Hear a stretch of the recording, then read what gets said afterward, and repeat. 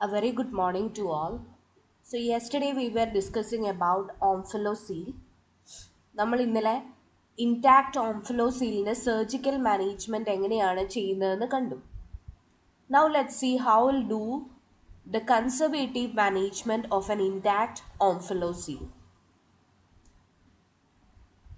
Surgical management ആവശ്യമില്ലാത്ത കേസുകളിൽ we will go for conservative management.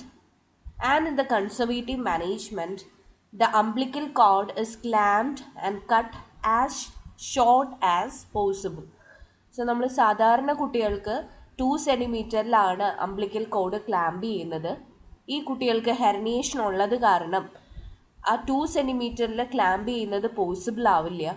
So we will clamp as close as possible according to the condition of the child. After clamping the umbilical cord, the entire surface of the amniotic sac and the abdominal wall are disinfected with alcohol and then swabbed with 2% merthiolate solution, which is a sterile protective dressing, is applied.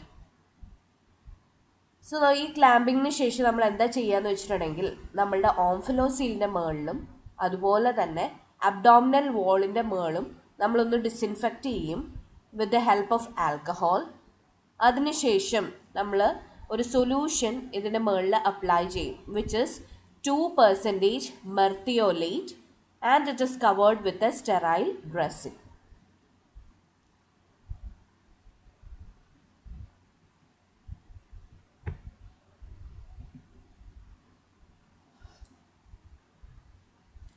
This application of antiseptic solution is continued for a few days until the thin amniotic tissue necroses and become covered with a thick squamous crust which protects the sac from the risk of possible infections or perforation. അതിനുശേഷം നമ്മൾ എന്താ ചെയ്യുകയെന്ന് വെച്ചിട്ടുണ്ടെങ്കിൽ എല്ലാ ദിവസവും ഈ amniotic സാക്കിൻ്റെ മുകളിൽ ഈ ഒരു മെർത്തിയോലേറ്റ് സൊല്യൂഷൻ അപ്ലൈ ചെയ്തുകൊണ്ടേയിരിക്കും. സോ മെർത്തിയോലേറ്റ് സൊല്യൂഷൻ കണ്ടിന്യൂസ് ആയിട്ട് അപ്ലൈ ചെയ്യുമ്പോൾ നമ്മളുടെ അമ്നിയോട്ടിക് സാക്കിൻ്റെ മുകളിൽ ചെറുതായിട്ടൊന്ന് നെക്രോസിസ് ഫോം ചെയ്ത് അതിൻ്റെ മുകളിൽ ഒരു തിക്ക് ക്രസ്റ്റ് ഉണ്ടാവും. അപ്പോൾ ഇങ്ങനെ തിക്കായിട്ടുള്ള ഒരു ക്രസ്റ്റ് ഫോം ചെയ്യുമ്പോൾ എന്താ ഉണ്ടാവുക? ഇറ്റ് ഈസ് പ്രൊട്ടക്റ്റഡ് അല്ലേ? നേരത്തെ നമ്മുടെ സാക്ക് വളരെ തിന്നായിരുന്നു. Now due to necrosis, the crust is formed as thick and it protects from any kind of rupture. So ഒന്നുകൂടെ പറയാം. ആദ്യമേ നമ്മൾ ചെയ്യുക, the umbilical cord is clamped as close as possible. പിന്നെ നമ്മൾ അബ്ഡോമിനൽ വോളും അതുപോലെ തന്നെ അമ്നിയോട്ടിക് സാക്കും ഡിസിൻഫെക്റ്റ് ചെയ്യും with the help of alcohol. അതിനുശേഷം മെർത്തിയോലൈറ്റ് സൊല്യൂഷൻ അപ്ലൈ ചെയ്യും and we cover it with a sterile dressing. എല്ലാ ദിവസവും ഈ മെർത്തിയോലൈറ്റ് സൊല്യൂഷൻ കുറച്ച് നാളുകളിലേക്ക് അപ്ലൈ ചെയ്യും. ഇത് അപ്ലൈ ചെയ്യുന്ന കാരണം there is necrosis over the amniotic sac. Gradually this necrosis is formed as a thick crust and this thick crust protects the sac from rupturing.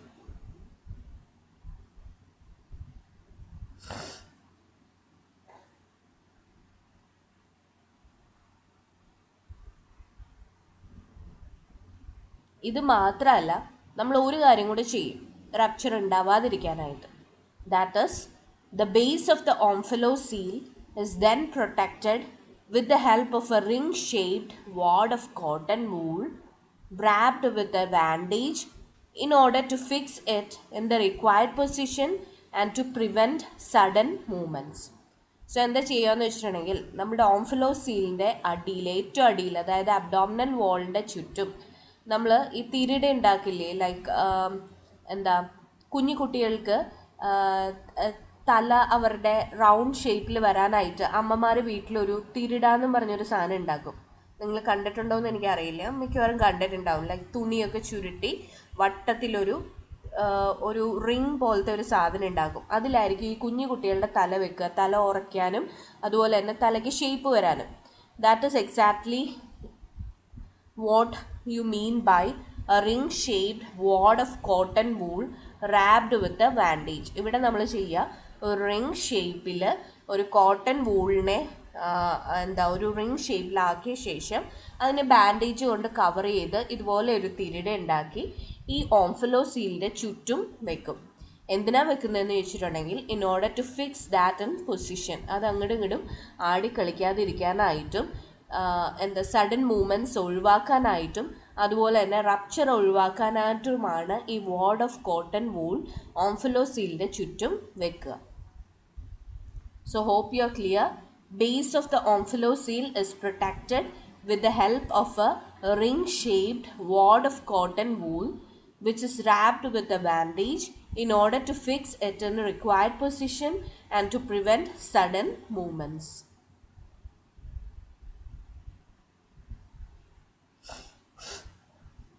So, നമ്മൾ crust ഉണ്ടായി എന്ന് പറഞ്ഞു അല്ലേ? Gradually this crust is converted into a granulation tissue. So granulation tissue is gradually formed under the crust and then substituted by epithelial tissue as the dry layer drops off. So നമ്മളുടെ മുറിവ് ഉണങ്ങുന്ന പോലെ തന്നെ മുറിവിലിൻ്റെ മുകളിലൊരു പൊറ്റ form ചെയ്ത് ആ പൊറ്റയ്ക്കടിയിൽ granulation tissue വരും അല്ലേ? അതുപോലെ തന്നെ നമ്മളുടെ അമ്നിയോട്ടിക് സാക്കിൻ്റെ ക്രസ്റ്റിൻ്റെ അടിയിലായിട്ട് പതിയെ പതിയെ ഗ്രാനുലേഷൻ ടിഷ്യൂ ഫോം ചെയ്യും. And gradually granulation tissue മാറി epithelial tissue ആയിട്ട് മാറും. This is indeed associated with gradual replacement of the viscera into the abdominal cavity. അങ്ങനെ പതിയെ നമ്മളുടെ ആ ഒരു അമ്നിയോട്ടിക് സാക്ക് അല്ലെങ്കിൽ ഓംഫലോസീൽ ഒരു അബ്ഡോമിനൽ ക്യാവിറ്റി ആയിട്ട് മാറും. So this is how we conservatively manage ഓംഫലോസീൽ which is intact. Intact ആയിട്ട് റപ്ചർ ആവാത്ത സ്മോൾ ഓംഫലോസീൽ കൺസർവേറ്റീവ് ആയിട്ട് മാനേജ് ചെയ്യുന്ന പ്രൊസീജിയറാണ് നമ്മളിവിടെ കണ്ടത്. ആദ്യം മുതൽ ഒന്നുകൂടെ പറയാം. എന്താ ചെയ്യാന്ന് വെച്ചിട്ടുണ്ടെങ്കിൽ അംബ്ലിക്കൽ കോഡ് കട്ട് ചെയ്യും and it is cut as close as possible. അതിനുശേഷം നമ്മുടെ അബ്ഡോമിനൽ വാളും നമ്മുടെ ഓംഫലോസീലും ഡിസിൻഫെക്റ്റ് ചെയ്യും. ഡിസിൻഫെക്റ്റ് ചെയ്യുന്നത് ആൽക്കഹോൾ സ്വാബ് ഉപയോഗിച്ചാണ്. അതിനുശേഷം നമ്മുടെ അമ്നിയോട്ടിക് സാക്കിൻ്റെ മുകളിലായിട്ട് V will apply an antiseptic solution which is 2% മെർത്തിയോലേറ്റ്. ഇത് കുറേ ദിവസങ്ങൾക്ക് എല്ലാ ദിവസവും അപ്ലൈ ചെയ്യും. അപ്പോൾ ഈ ആൻറ്റിസെപ്റ്റിക് സൊല്യൂഷൻ ഇതിന് മുകളിൽ അപ്ലൈ ചെയ്യുമ്പോൾ there is a small irritation which may lead to necrosis and a crust is formed. ഓംഫലോസീലിൻ്റെ മുകളിലായിട്ട് ക്രസ്റ്റ് ഫോം ചെയ്യും. This crust is very thick and it protects from rupture. പിന്നെ നമ്മളുടെ ഓംഫലോസീലിനെ അതിൻ്റെ പൊസിഷനിൽ കറക്റ്റായിട്ട് മെയിൻറ്റെയിൻ ചെയ്യാനായിട്ട് we will apply a wad of cotton wool around the omphalocele. അപ്പോൾ നെക്രോസിസ് ഫോം ചെയ്ത് ക്രസ്റ്റ് ഫോം ചെയ്ത കാര്യം നമ്മൾ ഓൾറെഡി പറഞ്ഞു. ഗ്രാജ്വലി ഈ ക്രസ്റ്റിൻ്റെ അടിയിലായിട്ട് ഗ്രാനുലേഷൻ ടിഷ്യൂ ഫോം ചെയ്യും. Granulation tissue is then replaced by the epithelial tissue. അങ്ങനെ epithelial tissue വന്നു കഴിയുമ്പോൾ എന്താ പറ്റുക? It is converted into an abdominal wall and the contents are gradually placed into the abdominal cavity. So this is how we conservatively manage an intact omphalocele. However, when we go for this conservative management, there can be some complications like septic shock, ventral hernia, and we require a lengthy hospital stay. So these are the complications of conservative management. ചിലപ്പോൾ കുട്ടിക്ക് septic shock ഉണ്ടായെന്ന് വരാം. There can be another hernia, ventral hernia formation ഉണ്ടായെന്ന് വരാം. And we require long-term stay in the hospital.